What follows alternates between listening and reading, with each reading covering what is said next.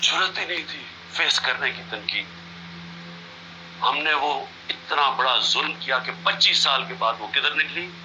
مدربان ہندوستان کے اندر.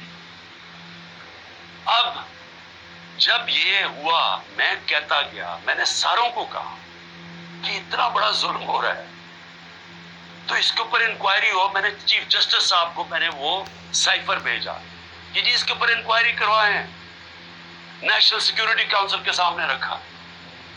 National security council کے سامنے 30 مارچ کو میں نے رکھا کہ جی یہ ہے، سارے آرمی چیفز بیٹھے ہوئے تھے، سروس چیفز بیٹھے ہوئے تھے، سب کے سامنے رکھا کہ یہ اس نے لکھا ہے اور آپ کا ایمبیسڈر کہہ رہا ہے کہ ان کو پروٹیسٹ کرو کہ یہ کسی کی جرأت نہیں ہونی چاہیے اس طرح کا، کسی بھی ایک ملک کو، آزاد ملک کو اس طرح کا زبان استعمال کر.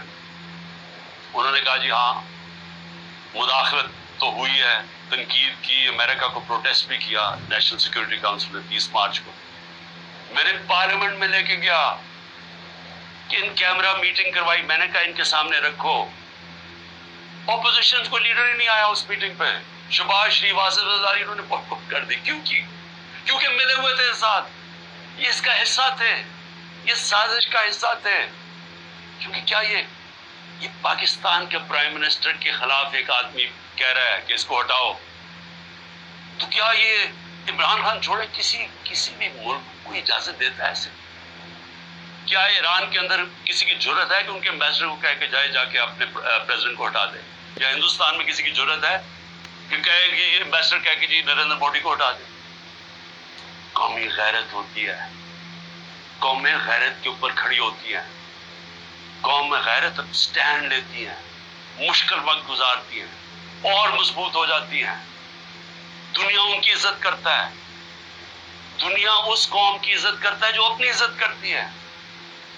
جب ایک عام آفیشل اس طرح کا سٹیٹمنٹ دے اور میں اس کے اوپر کچھ ہو ہی نہ، یعنی نیشنل سیکیورٹی کاؤنسل میں حیران ہو گیا کہ صرف جی ہم ڈیمارچ کرتے ہیں. آپ انکوائری کرنی چاہیے تھی، پوچھنا چاہیے تھا، لکھنا چاہیے تھا اس نے کیوں یہ کہا.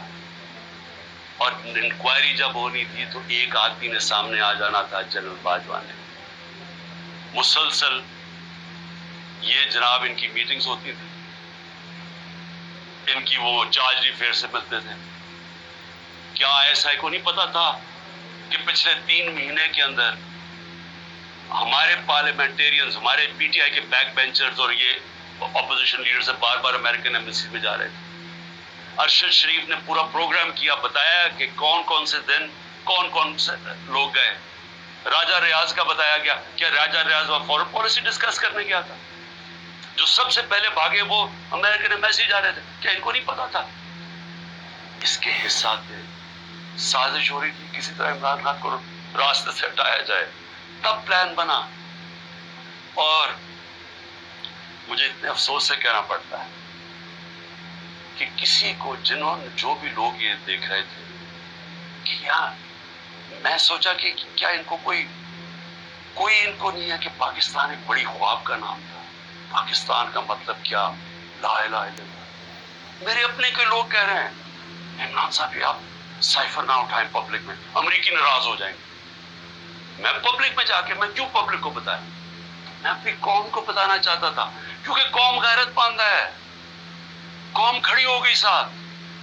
یہ سیاسی طور پہ نہیں میں کر رہا، میں وہ پاکستانی ہوں جو اس ملک کے جو خواب تھا میں اس میں بلیو کرتا ہوں کہ لا الہ الا اللہ، کوئی نہیں ہے خدا سوائے اللہ کے. میں کوئی کسی کی غلامی نہیں کرنے کے لیے تیار. اور میں آپ کو یہ امریکہ کا بھی بتا دوں، دیکھیں امریکہ کی ایک بات سمجھ ہے، امریکہ جو ہے وہ اپنے مفاد کے لیے فیصلے کرتا ہے، وہ دوستیاں نہیں نبھاتا. امریکہ اپنے انٹرسٹ کو پروٹیکٹ کرتا ہے.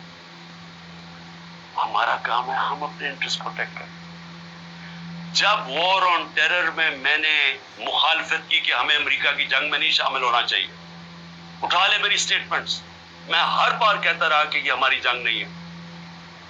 میں کیوں کہہ رہا تھا؟ میں اپنے لوگوں کے لیے کہہ رہا تھا. مجھے امریکہ نے باہر اینٹی امریکن کہنا شروع کر دیا، پاکستان میں مجھے انہوں نے طالبان خان کہنا شروع کر دیا. کہ جی دیکھیں ہماری اپنی گورنمنٹ مجھے یعنی ہمارا جو اس وقت جنرل مشرف نے کہا جی یہ تو داڑھی کے بغیر دہشت گرد ہے.